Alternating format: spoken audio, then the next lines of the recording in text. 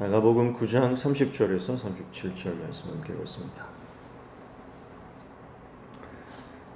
30절부터 32절까지는 예수님께서 죽으심과 부활에 대해서 한 번 더 말씀하시는 장면입니다.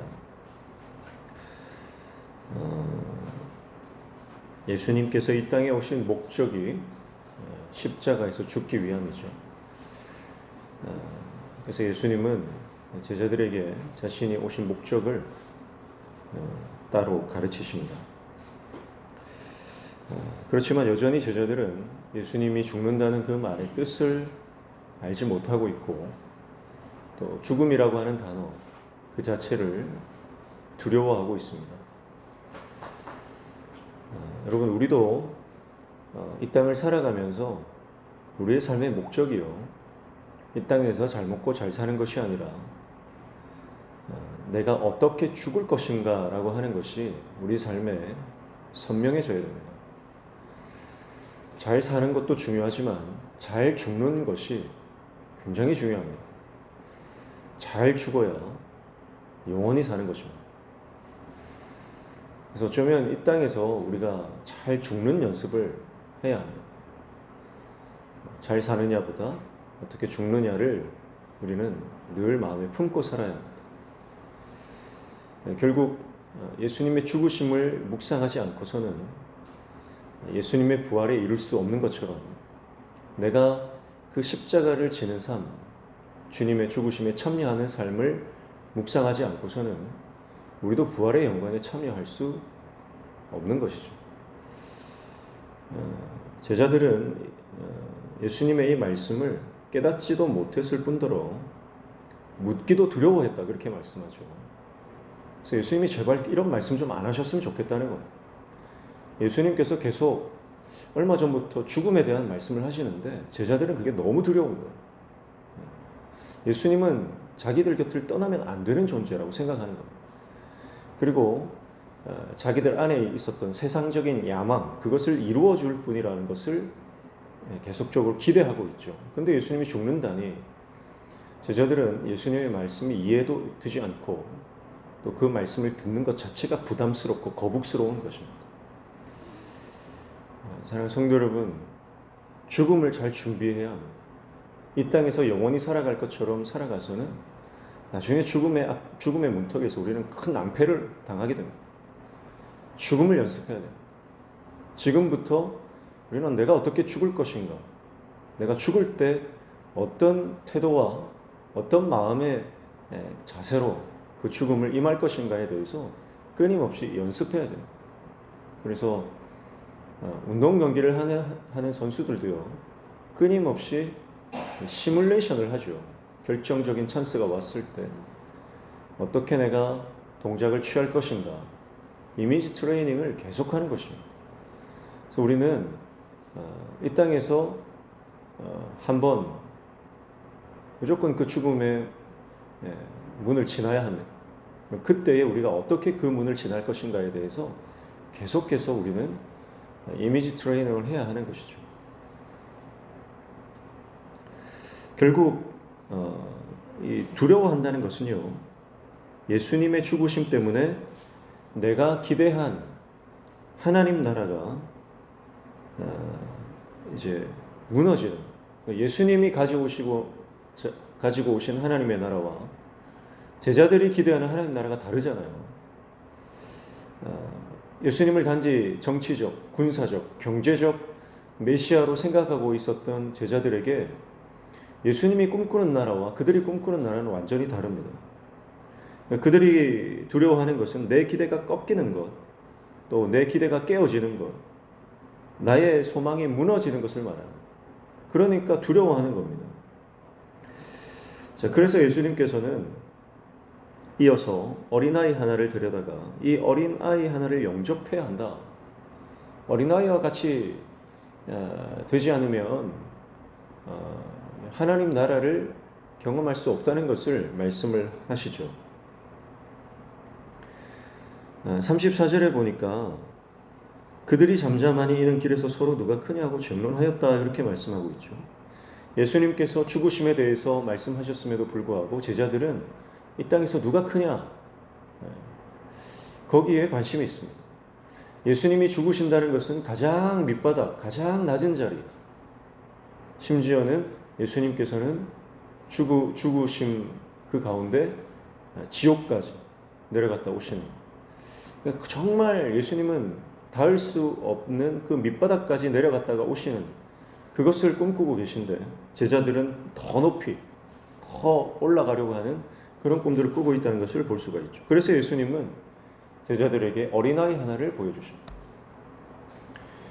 여러분, 이 당시에 어린아이를 영접한다는 것, 어린아이와 같이 된다는 것은요, 단지 지금 우리가 생각하는 개념과는 완전히 차원이 다른 것입니다. 왜냐하면 그 당시에 어린아이는 인격적인 한 사람으로 인정받지 못했던 존재입니다. 그러니까 어린아이라고 하는 것은요, 무의미하고 무가치하고 무능력한 존재를 말하는 겁니다. 사람도 아니에요. 그러니까 너희가 이 어린아이를 영접해야 된다. 또 혹은 너희가 어린아이와 같은 믿음이 되어야 된다. 어린아이와 같이 되어야 된다라고 말하는 것은 제자들 입장에서는 예수님 해도 좀 너무하시네. 어떻게 이런 심한 말씀을 하실 수 있나? 라고 하는 그런 마음을 가질 수 있는 거죠. 너무 무가치하고 무능력하고 무의미한 존재니까요. 우리 보고 아무 사람 인정도 못 받는 그런 존재가 되라는 건가? 그런 의미를 가지고 있는 것입니다. 근데 여러분, 이것이 하나님 나라의 비밀이라는 것이죠. 결국은 여러분, 우리가 예수님이 꿈꾸는 하나님 나라를 어떻게 누립니까? 어떻게 우리가 죽음을 통과할 때 영원한 하나님 나라에 정말 감격과 기쁨으로 입상할 수 있습니까? 그것은 이 땅에서 자기를 부인하되 정말 내가 완전한 무능력한 존재임을 인정하는 것. 자기를 부인하되 내가 이 땅에서 하나님 없이는 완전한 무가치한 존재라고 하는 것을 인정하는 것. 내가 십자가를 지되 내 인생이 십자가 없이는 전혀 의미 없는, 아무런 의미 없는 존재라고 하는 것을 인정하는 것. 그것이 자기를 부인하고 십자가를 지는 어린아이와 같은 신앙이라고 하는 것이죠. 그래서 이것이 자기 부인이에요. 우리는 나를 드러내야 하고 내 존재가 인정받아야 하고 내 능력이 발휘되어야 되고 그런 삶을 살아갑니다. 그런데 그것이 완전히 무너져야 된다는 거예요. 완전히 깨어져야 된다는 거예요. 그래서 하나님 나라에 어떤 자가 높임받는 자냐, 어떤 자가 하나님의 인정을 받느냐, 그것은 이 땅에서 완전히 예수님처럼 낮아지는 자, 완전히 무능력하고 무가치하고 무의미한 자로 하나님 없이는, 하나님 나는 곤고한 자입니다. 주님 없이는 나는 아무런 쓸모도 없고 아무런 가치도 없는 자입니다. 사도 바울이 오호라 나는 곤고한 자로다. 여러분, 사도 바울이 아무런 능력이 없고 사역에 아무런 열매가 나타나지 않고 하는 일마다 다 실패할 때 하는 고백이 아니라고 했죠. 오호라 나는 곤고한 자라고 하는 것은 사도 바울이 가는 곳마다 병자를 고치고 예수 그리스도의 복음을 전할 때 많은 영혼들이 주님께 돌아오고 교회가 세워지고 그때 나는 곤고한 자다고 고백하는 겁니다. 여러분, 그게 바로 자기 부인이고 십자가의 길을 가는 자의 모습이죠. 영안이 열린 자의 고백이에요. 오늘 저와 여러분의 심령이 그렇게 자기를 철저히 부인하고 예수님의 십자가를 묵상하며 따라가는 인생 되시기를 축복합니다. 죽음을 준비해야 합니다. 결국 죽음을 준비한다는 것은 내가 매일 예수님의 십자가에서 내 자아가 죽어야 한다는 것입니다. 오늘도 내 자아가 죽어요. 그래서 내가 오늘도 십자가에서 죽는 연습을 할 때 결국은 마지막 우리의 개인적 종말을 맞이할 때 그 죽음 앞에서 우리는 믿음으로 반응하게 될 것입니다. 여전히 더 높이 올라가려고 하는 누가 더 크냐? 거기에 이 땅의 것에 우리의 마음이 빼앗겨 있다면 어린아이와 같은 믿음으로 주님 앞에서 하나님, 나는 무능력합니다. 나는 무가치합니다. 나는 무의미합니다. 주님만이 내 삶의 의미이십니다. 주님만이 내 삶의 능력이십니다. 십자가만이 내 삶의 의미입니다.